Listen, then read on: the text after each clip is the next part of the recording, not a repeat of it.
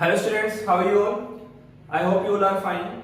So in the last lecture we have been talking about the structure of microtubules and their functions. तो हमने आपको ये भी बताया था उसके साथ में कि माइक्रोट्यूब्यूल्स की जो स्ट्रक्चर है उसकी आप लोगों को एक स्लाइड प्रोवाइड करवा दी गई थी। तो आप लोगों ने मैंने सोचा आप ये उम्मीद करता हूं कि आप लोगों ने वो डायग्राम बनाया होगा। और अब अपन बात करेंगे आज माइक्रोट्यूब्यूल्स के साथ साथ आज अपन बात करेंगे एक छोटा सा टॉपिक है अपने पास में माइक्रो बॉडीज के बारे में। किसके बारे में? Micro bodies. देखिए माइक्रो बॉडीज की जब अपन बात करते हैं तो माइक्रो बॉडीज क्या होती है? माइक्रो बॉडीज है अपनी कि जैसे आप माइक्रो बॉडीज के अगर अपन फॉर्मेशन देखें तो होता कैसे है कि अपने पास में एंडोप्लाज्मिक रेटिकुलम और गोल्जी बॉडी है। क्या है? एंडोप्लाज्मिक रेटिकुलम और गोल्जी बॉडी का अगर अपन डिसोसिएशन करते हैं मतलब उनको तोड़ दिया जाए तो अपने पास में छोटी छोटी स्पेरिकल्स मतलब गोलाकार शेप के सर्कुलर फॉर्म के अंदर अपने पास में क्या मिल जाएंगी? एक छोटे छोटे ऑर्गेनल्स मिल जाएंगे, सेल ऑर्गेनल्स अपने को मिल जाएंगे। वो छोटे छोटे सेल ऑर्गेनल्स अगर अपन देखें तो वो छोटे छोटे सेल ऑर्गेनल्स यहाँ पे क्या कहलाते हैं? माइक्रो बॉडीज कहलाते हैं। अब बात आती है माइक्रो बॉडीज की बात करें तो माइक्रो बॉडीज कोई एक सिंगल टाइप की नहीं होती है। माइक्रो बॉडीज के बहुत सारे टाइप्स होते हैं, बहुत सारे तो क्या लेकिन अपन माने अपन 4 टाइप्स होते हैं। पहला टाइप अगर अपन देखें तो आप लोग सभी पढ़ चुके हैं, दैट इज लाइसोसोम। हाँ लाइसोसोम की बात कर रहे हैं अपन। लाइसोसोम माइक्रो बॉडीज का ही क्या है? पार्ट है। सेकंड अपने पास में है पैरोक्सिसोम्स, पैरोक्सिसोम भी अपन ने देखे थे। थर्ड अपने पास में ग्लाइओक्सिसोम्स, ग्लाइओक्सिसोम्स और फोर्थ है अपने पास में स्पेरोसोम्स। स्पेरोसोम्स की बात करें अपन तो ये प्लांट सेल्स के अंदर पाए जाते हैं। बाकी अगर अपन देखें तो इन सभी की जो स्ट्रक्चर होगी वो कैसी मिलेगी आप लोगों को देखने के लिए? वो ही सर्कुलर या राउंड फॉर्म के अंदर इनकी स्ट्रक्चर अपने को देखने को मिलती है। अब बात आती है कि इनके फंक्शंस क्या हैं, ये अलग अलग क्या काम करती हैं, वो फंक्शन भी इसके अंदर पढ़ेंगे। तो जैसा आप लोग समझ सकते हो इसके अंदर कि अपने पास में क्या है? लाइसोसोम है। क्या है? लाइसोसोम है। तो लाइसोसोम के अंदर एंजाइम्स भरे होते हैं और एंजाइम्स भरे होने के कारण उसके अंदर क्या होती है? एंजाइमेटिकल रिएक्शन से होती रहती है। क्या होती है? एंजाइमेटिकल रिएक्शंस के अंदर लाइसोसोम्स के अंदर होती रहती है। तो सीधी सी बात है जब लाइसोसोम एक माइक्रो बॉडीज है वो इस प्रकार का काम कर रही हैं तो बाकी की जो माइक्रो बॉडीज हैं वो भी उस प्रकार का ही काम करेंगी, भाई उस तरीके से काम करेंगे। उसी के अंदर अगर अपन देखें तो अपने पास जैसे ग्लाइओक्सिसोम्स है तो ग्लाइओक्सिसोम्स की अगर अपन देखें तो ग्लाइओक्सिसोम्स किस में पार्टिसिपेट करते हैं? क्रेब्स साइकिल के अंदर ही पार्टिसिपेट कर देते हैं। क्रेब्स साइकिल वही साइकिल जिसके अंदर अपन क्या करते हैं? एटीपी जनरेट करते हैं। ठीक है, ये अपन ने जब माइटोकॉन्ड्रिया पढ़ा था तब इसका जिक्र किया था क्रेब्स साइकिल के बारे में। तो उसी के साथ कैसे पार्टिसिपेट करते हैं? क्योंकि ये ग्लाइको ऑक्सिलेट साइकिल चलाते हैं, ग्लाइको ऑक्सिलेट साइकिल चलाते हैं किसके कौन? ग्लाइकोसिसोम्स। तो ग्लाइको ऑक्सिलेट साइकिल क्या होती है वो भी आज अपन यहाँ पर पढ़ेंगे। और स्पेरोसोम्स, पैरोक्सिसोम्स, लाइसोम्स अपन ने पढ़ लिया।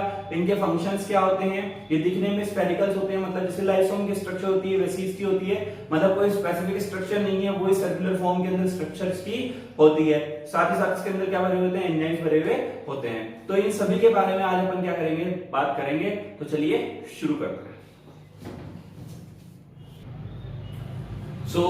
अपने पास में है microbodies. The formation of microbodies bye the dissociation of endoplasmic reticulum and Golgi body. ये आप लोगों को बता दिया गया है कि इसका जो फॉर्मेशन होता है वो किससे होगा? एंडोप्लाज्मिक रेटिकुलम और गोल्जी बॉडी से होता है। अब बात ये भी है कि एंडोप्लाज्मिक रेटिकुलम और गोल्जी बॉडी से क्यों होता है, ऐसा क्यों अपन बोलते हैं? तो आपको ये याद आ रहा होगा कि जब अपन ने लाइसोसोम की स्ट्रक्चर पढ़ी थी तो सबसे आगे बनाया न्यूक्लियस, न्यूक्लियस के पीछे बनाई अपन ने एंडोप्लाज्मिक रेटिकुलम, उसके पीछे बनाई अपन ने गोल्जी बॉडी। तो इसका मतलब गोल्जी बॉडी एंडोप्लाज्मिक रेटिकुलम से जुड़ी हुई रहती है और इस गोल्जी बॉडी के ही आगे लास्ट के अंदर क्या प्रेजेंट होता है? लाइसोम प्रेजेंट होता है। तो ये भी एक रीजन अपन यहाँ से समझ सकते हैं, इसको याद रखा जा सकता है कि इसकी जो फॉर्मेशन हुआ है वो किससे हुआ है? वो डिसोसिएशन ऑफ एंडोप्लाज्मिक रेटिकुलम और गोल्जी बॉडी से हुआ है। क्लियर? नेक्स्ट, डायमीटर की अगर अपन बात करें तो 1.3 से लेकर के 0.3 से लेकर के 1.3 म्यू तक इसका डायमीटर हो सकता है। नेक्स्ट है कि हमने आपको बताया था कि 4 प्रकार की होती है। पहली लाइसोसोम्स, दूसरी ग्लाइओक्सिसोम्स, तीसरी पैरोक्सिसोम और फोर्थ स्पेरोसोम्स। तो ये 4 प्रकार हैं आपको, जिसमें से अपन ने लाइसोसोम के बारे में बहुत पहले ही पढ़ लिया था। अब देखिए अपने पास में जो इसका फर्स्ट टाइप है वो है अपने पास में ग्लाइओक्सिसोम्स। देखिए आपको पता चल गया कि यहाँ पर अपन ने बताया था कि भाई ग्लाइको ऑक्सिलेट साइकिल इसके अंदर कंप्लीट होती है, क्रेब्स साइकिल रिलेटेड होती है। तो पहले सबसे पहले बात करते हैं इसकी डिस्कवरी के बारे में। तो discovered by beavers in 1961। Beavers ने 1961 के अंदर इसको क्या किया था, डिस्कवर किया था। ठीक है, नेक्स्ट है वही मैंने आपको बताया कि ये सर्कुलर स्ट्रक्चर होती है, क्या होती है, सर्कुलर स्ट्रक्चर ये सारी होती है।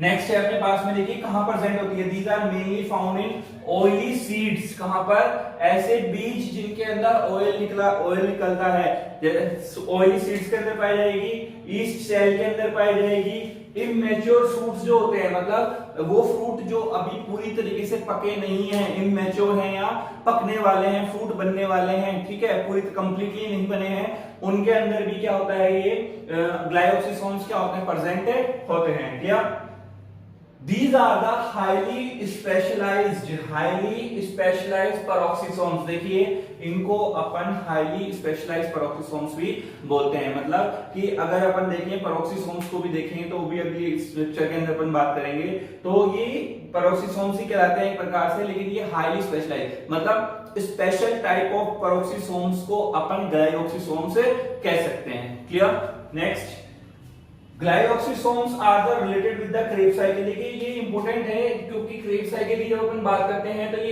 एटीपी जनरेट करने के लिए अपने पास में 3 साइकिल होती हैं, glycolysis, Krebs cycle and electron transport system. ऐसा माइटोकॉन्ड्रिया के अंदर अपन ने पढ़ा था, तो ये धीरे आगे ये भी पढ़ाएंगे आपको कभी स्ट्रक्चर इनकी ग्लाइकोलाइसिस साइकिल्स क्या होती हैं। तो ये जो एटीपी का जनरेशन होता है, ठीक है, जो क्रेब साइकिल के अंदर होता है उसके अंदर क्या करती हैं, ये पार्टिसिपेट करती है एंड इट प्रोड्यूस एसिड का प्रोडक्शन करती है। एसिड कौन सा, ग्लाइकोऑक्सैलिक एसिड का प्रोडक्शन ये करती हैं। तो इसके पास में ग्लाइकोऑक्सिसोम्स है, इसकी अपने पास में एक साइकिल भी है, उस साइकिल को भी अपन यहाँ पर देख लेते हैं कि वो साइकिल कैसे काम करती है, ये कैसे अपने को दिखती है, उससे होता क्या है। ठीक है, तो अपन ग्लाइकोसिसोम्स की बात कर रहे थे। ग्लाइकोसिसोम्स के अंदर अपने पास में ग्लाइकोक्सिलेट साइकिल है। क्या है, ग्लाइकोक्सिलेट साइकिल है। तो देखिए ग्लाइकोक्सिलेट साइकिल इस प्रकार से आपको दिखाई देती है। इसके तो होता क्या है, एसिटिल को एंजाइम ए, नाम देखिए एसिटिल को एंजाइम ए, ठीक है, ये एसिटिल को एंजाइम ए आता है। अब बात ये आती है कि एसिटिल को एंजाइम ए होता क्या है। ठीक है, देखिए एसिटिल को एंजाइम ए एक प्रकार का अपने पास में पढ़ने वाले की मॉलिक्यूल है। ये मॉलिक्यूल करता क्या है कि क्रेब साइकिल के अंदर, ठीक है, क्रेब साइकिल के अंदर एसिटिल को एंजाइम आता है, आपने पढ़ी होगी कभी, तो उसके अंदर क्या होता है कि जब एसिटिल को एंजाइम ए आता है तो ये एनर्जी प्रोडक्शन के लिए क्या करता है, पार्टिसिपेट करता है। मतलब अगर अपने को पता है कि क्रेब साइकिल के अंदर एनर्जी प्रोडक्शन हो रहा है, ये अपने को पता है एटीपी की फॉर्म के अंदर एनर्जी प्रोडक्शन होगा, तो वो एनर्जी प्रोडक्शन जब होगा तो उसके अंदर एसिटिल कोएंजाइम ए क्या करेगा, पार्टिसिपेट करेगा, एनर्जी प्रोडक्शन करवाएगा। ठीक है, कैसे करवाएगा, by the process of oxidation. ठीक है, ऑक्सीडेशन ये वहां पर करता है। तो एसिटिल कोएंजाइम ए आया, किसके साथ आया, सिट्रेट के पास में आया, सिट्रेट से इसको किसमें चेंज किया,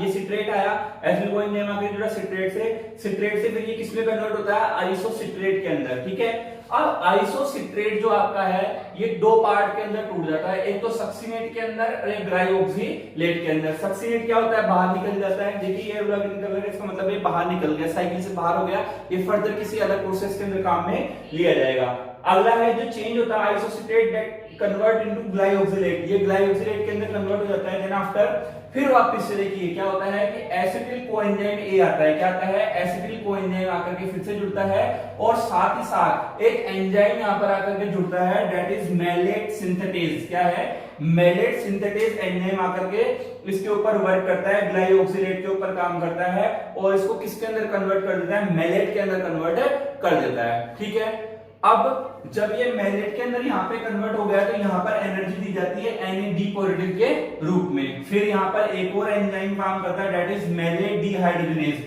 देखिए डिहाइड्रोजनेज आ गया, मतलब ऑक्सीजन, मतलब हाइड्रोजन क्या हो जाएगी, यहाँ पर बाहर निकल जाएगी। ठीक है, हाइड्रोजन क्या होगी, बाहर निकल जाएगी। वो किस फॉर्म में निकल जाती है, NaOH की फॉर्म के अंदर। देखिए यहाँ पर हाइड्रोजन आ रही है, ये हाइड्रोजन क्या हो गई, बाहर यहाँ से निकल गई साइकिल से। Na अपने यहाँ पे दिया और इसके ऊपर डिहाइड्रोजनेस, मैलेट डिहाइड्रोजनेस यहाँ पे काम कर रहा है। काम करने पर ये क्या हो जाएगी, बाहर निकल जाएगी, किसके रूप में, NaOH के रूप में बाहर निकल जाएगी। तो ये बचा हुआ मैलेट किसके अंदर चेंज हो गया, ऑक्सीलैक्टेज के अंदर चेंज हो गया। किसके अंदर हो गया, ऑक्सीलैक्टेज के अंदर चेंज हो गया।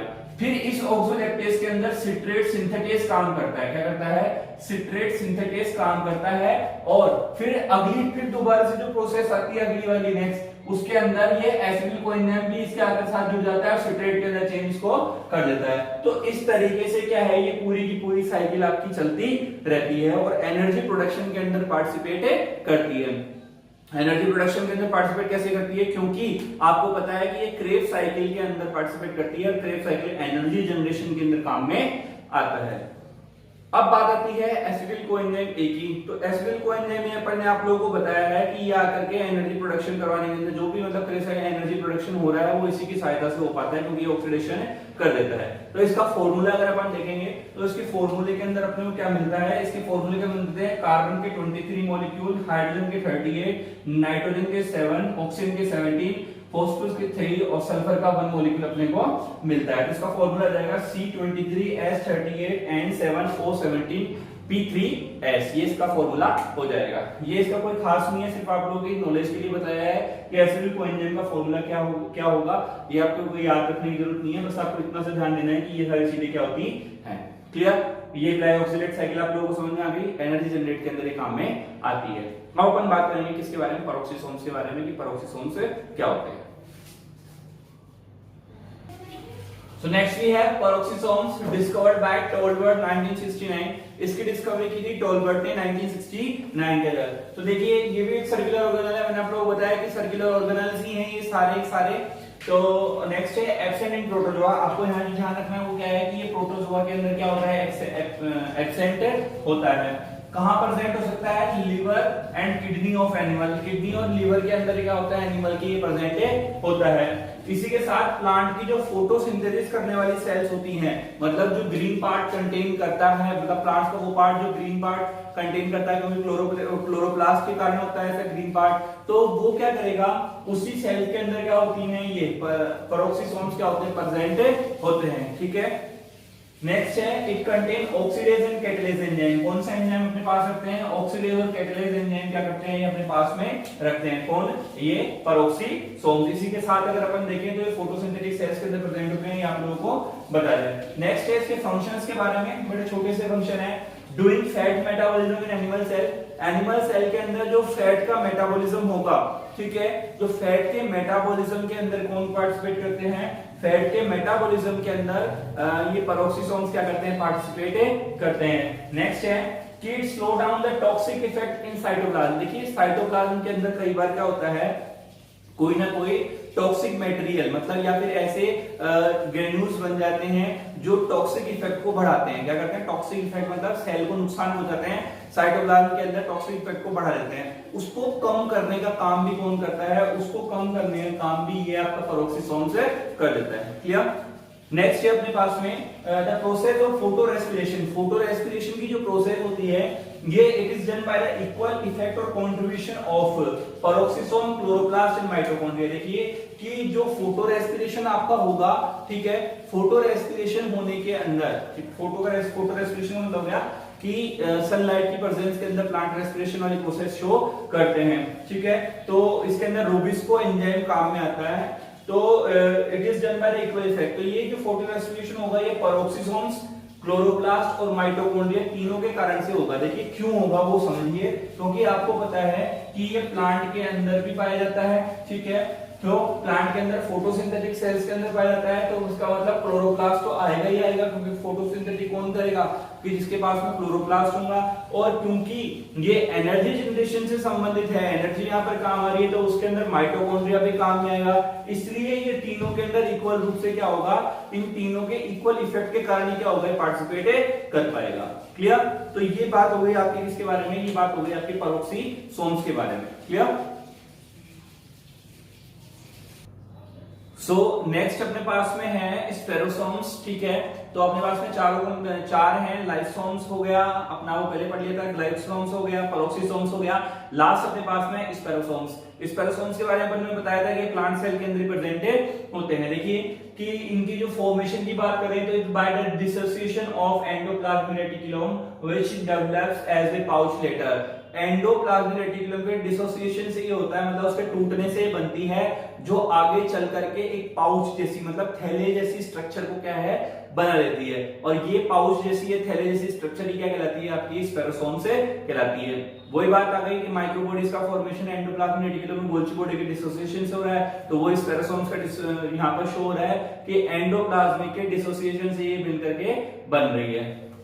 ठीक है, जैसे it contain different kind of enzyme, it contains अलग अलग प्रकार के एंजाइम्स के अंदर पाए जाते हैं, जैसे अलग अलग प्रकार के मतलब काफी टाइप के एंजाइम्स के अंदर पाए जाते हैं, हाइड्रोलाइजेज, प्रोटीएज, राइबोन्यूक्लियेज, फोस्फेटेज, ये सभी एंजाइम्स के अंदर पाए जाते हैं। ठीक है, अब जैसे अपन ने देखा कि ये ठीक वो ये एंडोप्लाज्मिक रेटिकुलम से ठीक वो वाली स्थिति हो गई कि जैसे अपन देखते हैं कि जो भी अपने प्लैनेट्स बने हैं या मेटेराइड्स या मेटेओर्स बने हैं वो सभी सन के कारण या उसके अंदर ब्लास्ट होने से छोटे छोटे टुकड़े, ये थ्योरीज अपन ने पढ़ी थी कि उसके अंदर छोटे छोटे टुकड़े जो टूट करके दूर चले गए थे उनसे बने थे। तो वैसे ही एंडोप्लाज्मिक रेटिकुलम को भी आप सन मान सकते हैं और उसके डिसोसिएशन से ये छोटी छोटी सारी चीजें स्पेरोसोम्स वगैरह ग्लाइकोसोम्स ये सारी बन गई। क्लियर?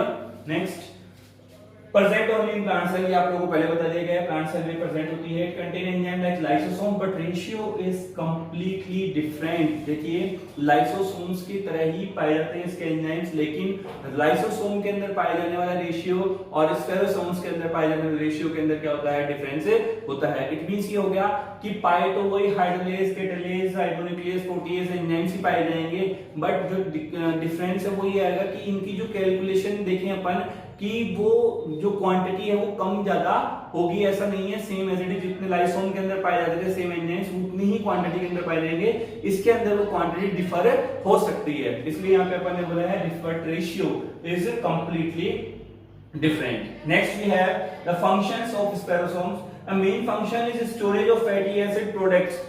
जो भी फैटी एसिड के जो प्रोडक्ट हैं उनको स्टोर करने का काम ये करते हैं, जो भी फैटी एसिड के जो भी प्रोडक्ट्स हैं उनको स्टोर करेंगे, साथ ही साथ उनका सिंथेसाइजेशन भी करेंगे, उनको बनाने का काम भी करेंगे, स्टोर करेंगे, बनाएंगे भी, स्टोर भी करेंगे। आप सारी चीजें स्टोर तो रख नहीं सकते, बना करके अपने पास तो रख नहीं सकते, इसलिए उसका ट्रांसफरेशन भी करेंगे। क्या करेंगे, उस बने हुए प्रोडक्ट को, फैटी एसिड के प्रोडक्ट को क्या करेंगे, ट्रांसफर करने का काम भी यही कर देंगे। क्योंकि ऑब्वियस सी बात है कि जो चीज खुद ही बना रही है और खुद ही रख रही है तो वो दोनों काम तो पॉसिबल हो नहीं सकते हैं, बना भी रही है रख भी रही है तो वो उसको कहीं ना कहीं आगे ट्रांसफर भी करती है। तो and fatty acid product and synthesization and transfer of that fatty acid. ठीक है, तो उस फैटी एसिड का ट्रांसफरेशन का काम भी क्या होता है, ये कर देती है। Clear? So this is all about microbodies. तो माइक्रोबॉडीज का अपना छोटा सा टॉपिक था और ये इंपॉर्टेंट भी है क्योंकि अधिकतर अपन ध्यान ही देते हैं कि छोटी छोटी जो सेल्स के अंदर ये बॉडीज पड़ी रहती हैं, उनका फंक्शंस क्या है। ऐसी कोई भी चीज है जो खराब नहीं है सेल के अंदर, तो ऐसी कोई भी चीज नहीं होती जो सेल के अंदर खराब पड़ी, उनका कोई ना कोई फंक्शन जरूरी होता है, इसलिए उस माइक्रोबॉडीज को अपन ने यहाँ पर अपन ने लिया है। तो लगभग छोटे छोटे जो मतलब मेन थे अपने सेल ऑर्गेनल्स लगभग कंप्लीट हो गए हैं। न्यूक्लियस, न्यूक्लियस और क्रोमोसोम, ये जो मेन इंपॉर्टेंट टॉपिक हैं ये अपने रिमेन रह रहे हैं। तो सो ये this is all about microbodies. Bye bye, have a good day.